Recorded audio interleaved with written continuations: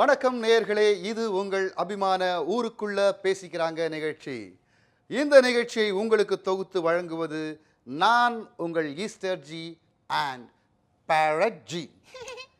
நம்ம நிகழ்ச்சியை பற்றி பா இந்த WhatsApp, Facebook, Twitter, YouTube, water டியூப்புன்னு எல்லாத்துலேயும் பயங்கர பாராட்டுகள்.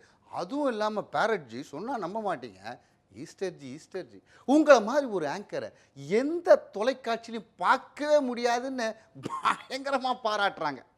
ஏய், நீ ரொம்ப பேசுற. கண்ணு கெட்டின தூரம் வரைக்கும் தனக்கு எதிரியே கிடையாதுன்னு சொன்னவங்க இப்ப சின்ன சின்ன கட்சியெல்லாம் கூப்பிட்டு கூட்டணி வச்சிட்டு இருக்காங்க. போன மாப்பிள்ளைய கூப்பிட்டு அவர் கூடயும் பேசுறாங்க. அவங்களுக்கே அந்த கதி. நீ ரொம்ப ஆடாத, கிடைக்கிற ப்ரோக்ராமை ஒழுங்கா பண்ணிட்டு வீடு போய் சேரு. பார்த்தீங்களா, பேரட்டு பாலிடிக்ஸ் எல்லாம் பேசுது. சரி நேயர்களே, நிஜமாவே பாலிடிக்ஸ் பேசுகிற ரெண்டு பேர் காத்துட்டு இருக்காங்க. ஒன்று டுபாக்கூர் அரசியல்வாதி அருமை நாயகம், அடுத்தது ஒன்றுத்துக்கும் உதவாத ஓசிடி தேனப்பன். அவங்க ரெண்டு பேரும் என்ன பேசுகிறாங்கன்னு கேட்போமா? அண்ணே, ஒரு ஆச்சரியமான செய்திண்ணே. என்ன ஆச்சரியம்? நீ உண்மையிலேயே அரசியல் வியாதி ஆகிடுவோன்னு எனக்குள்ள ஒரு பயம் வந்துக்குது. ஏய், நான் நிஜமாவே அகில உலகம் போற்றும் அரசியல்வாதி அருமை நாயகன் ஊருக்குள்ள பேசிக்கிறாங்க. இதெல்லாம் நான் ஒத்துக்க மாட்டான். நான் இன்னைக்கே அந்த சின்ன கலக்கம் வந்துக்குதுண்ணா. ஏன் நீ இன்னைக்கு பேப்பர் பார்க்கலையே? நீ இல்லையே, சொல்லு என்ன விஷயம்? நேற்று ஒரு மேட்ரு சொன்ன தெரியுமா? இந்த தென்னை மரம் தென்னந்தோப்புன்னு. ஆமா, அது ஒரு பத்திரிகையில கார்ட்டூனா போட்டுக்கிறாங்க. அப்படியா? ஏய், அது மட்டும் இல்லடா, நம்ம இங்க யாருக்கும் தெரியாம பேசுற ரகசியத்தை ஏதோ ஒரு பட்சி போய் ஊருக்குள்ள பரப்புது. யார் இவனா? இந்த பல்லியா? இவனுக்கு வாயத்தந்த பேசவே வராது. நம்ம பேசுறதை கேட்டு எங்க போய் தெளிவா சொல்ல போறான்? ஏதோ ஒரு பட்சி சொல்லுது. அதனால தான் நேற்று நீ பாட்டு பாடினல்ல. ஆமா. ஏன் எங்க கட்சிக்கு எந்த சாங்கும் டெடிகேட் பண்ணல, எங்களெல்லாம் கட்சியா மதிக்க மாட்டாங்களான்னு 4 பேர் சண்டைக்கு வந்துட்டாங்கடா. எந்த கட்சி அது உங்ககிட்ட சண்டை போட்டது? அதான் நம்ம தென்னந்தோப்பு கட்சி. அவங்களுக்கு பாட்டு டெடிகேட் பண்ணால் தானே அது கட்சியில் பார்த்துக்கலாம். அது இப்போ முக்கியமான விஷயம் இல்லை. அதை கூட இப்போ இன்னைக்கு மேட்ரு என்ன? அதுக்கு வா. எப்பயுமே இந்த தேர்தல் நெருங்கும் போது இந்த சூரிய கட்சி ஸ்பீட் எடுக்க ஆரம்பிக்கும். ஆமாம். இப்போது ஒரு பழமொழி சொல்கிறேன், கேட்டுக்கோ. என் பயணம் தொடரும், நீ வந்தால் உன்னோடு, ஓகே, நீ வராவிட்டால் உன்னை விலக்கிவிட்டு, சபாஸ், நீ எதிர்த்தால் உன்னை நசுக்கி விட்டு. கானாபாலா எழுதினது தானே? ஆங்கில கவிஞர் இச்சம் மச்சோ தத்துவ.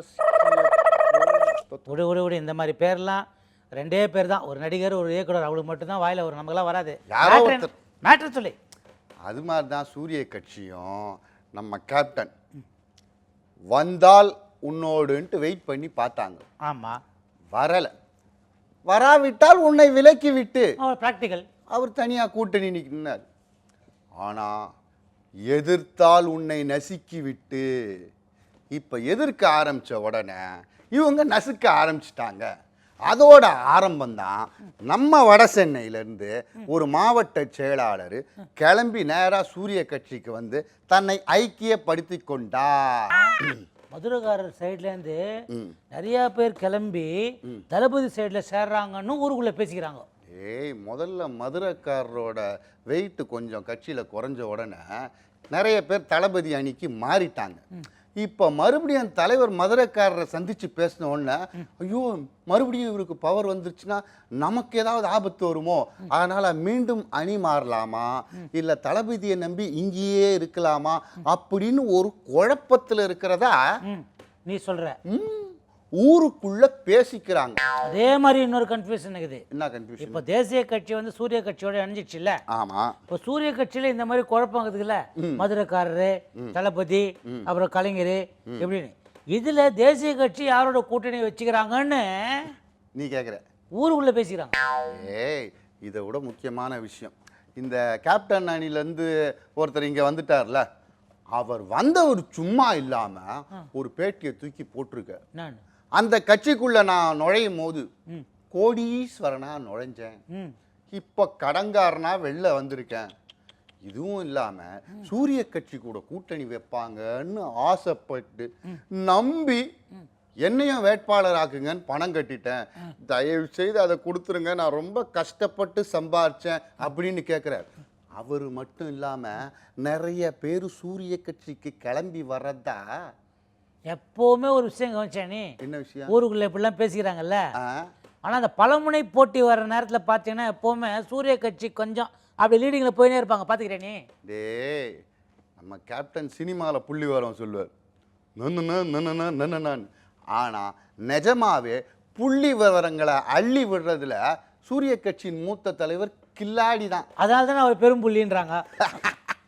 அதனால் இப்போ நிறைய பேர் இங்கே வருவாங்க. இந்த பலமுனை போட்டியில் சூரிய கட்சி தான் முன்னணியில் நிற்கும் அப்படின்னு புள்ளி விவரத்தை சொன்னனால மக்களும் ஒருவேளை இது உண்மையாக இருக்குமோ அப்படின்னு ஊருக்குள்ளே பேசிக்கிறாங்கப்பா. அண்ணே, ஒரு ஆ, வருத்தமான விஷயம் கூட ஷேர் பண்ணிக்கணுண்ணே. ஏன் கூட? ஆமாம், இது அரசியல் மேட்ரு இல்லை, பர்சனல் மேட்ரு தான். சொல்லு. நான் நேற்று ஒரு கம்பெனிக்கு நான் வந்து இன்டர்வியூக்கு போயிருந்தேன்னா, ஆ, நம்ம சால்ட் கொட்டர்ஸ் கஜாகிறான்ல, ஆமாம், அவனும் இன்டர்வியூக்கு வந்திருந்தானா. நம்ம பிள்ளைதான்டா. ஃபஸ்ட்டு அவனை கூப்பிட்டானுங்க நான் இன்டர்வியூக்கு. ஆ, அவன் உள்ளே போயிட்டு வந்தான். அவன் வந்த பிறகு நான் அடுத்து போனேன்.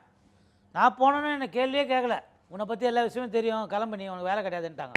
பாவிகளா? எனக்கு டென்ஷன் ஆயிடுச்சு. என்ன என்னை பற்றி எதுவுமே தெரியாத நீ எப்படி அது மாதிரி சொல்லலான்னு கேட்டதுக்கு, ஆ, முன்னால் கஜான்னு ஒருத்தர் வந்தார் இன்டர்வியூக்கு, ஆ, அவர் உன்னை பற்றி அத்தனை விஷயத்தையும் போட்டு கொடுத்துட்டாரு. ஆ. அவன் என்னன்னா இவன் போய் சொல்லிக்கிறான், நான் வந்து 8ஆம் கிளாஸ் ஃபெயிலு, எனக்கு வந்து இங்கிலீஷ் தெரியாது, நான் வந்து கமிஷன் அடிப்பேன், நான் வந்து கொஞ்சம் கை நீளம், இந்த மாதிரி இழுத்து பேசுவேன், இந்த மாதிரி எல்லா விஷயத்தையும் போட்டுக்கிறேன். என்னண்ணே இப்போது நேர்காணல் போகிறான், என்ன அர்த்தம்? உன்னை நான் நேர்காணலுக்கானா நீ உன்னை பற்றி விஷயங்கள், நீ என்ன நல்லது பண்ணுது, உன் ஹிஸ்டரி, உன் பிரதாபம் சொன்னால் ஓகே, அடுத்தவனை போட்டு கொடுக்குறது என்னென்ன நியாயம் அது? இந்த கெட்ட பழக்கம் ஆளும் கூட்டணி வரைக்கும் பரவி இருக்கிறதா ஊருக்குள்ள பேசிக்கிறாங்க. நிஜமாவா? ஆமாண்டா, காசு கட்டி நேர்காணலுக்கு போறவங்க சீட்டு கேட்க போறாங்களா இல்ல போட்டு கொடுக்க போறாங்களான்னு ஒரு குழப்பம் இருக்கு. சீட்டு கிடைக்குதோ இல்லையோ, அவங்கவுங்க ஏரியாவில் இருக்க அவங்க எதிரணிக்காரர் மேல ஒரே புகார் வாசிக்கிறாங்களாம். அதை கேட்டுட்டு ரியாக்ஷனும் பலமா இருக்கான். சட்டுன்னு பதவியிலேருந்து தூக்கிடுறாங்களாம். அதனால நேர்காணலுக்கு போறவங்கள பார்த்து அவங்க எதிரணியில் இருக்கவங்கலாம் பயங்கர பீதியில இருக்காங்க அப்படின்னு நான் சொல்லப்பா, ஊருக்குள்ள பேசிக்கிறாங்க. அப்புறம் இந்த மேட்ரு ஒன்று, இந்த மின்சார வாரியம், அது என்ன அது? அது பாவண்டா, அந்த மினிஸ்டர் மாட்டிட்டு தவிக்கிறாரு. மத்திய அரசாங்கத்தின் திட்டத்தை எல்லாம் சரியாக இங்கே கொண்டு வந்து சேர்க்காததுக்கு காரணமே இந்த இவங்க வந்து சந்திக்க முடியாத முதலமைச்சர், மின்சாரத்துறை அமைச்சரும் எங்களுக்கு ஒத்துழைக்கல அப்படின்னு மேல இருந்து காவி கட்சிக்காரங்க ஒரு குண்டை தூக்கி போட்டாங்க. நாம கூட பேசணும். ஏற்கனவே அவருக்கு பல பிரச்சனை. இதுல வந்து இந்த பல்பு மாட்டினதுல ஊழல் பிரச்சனை.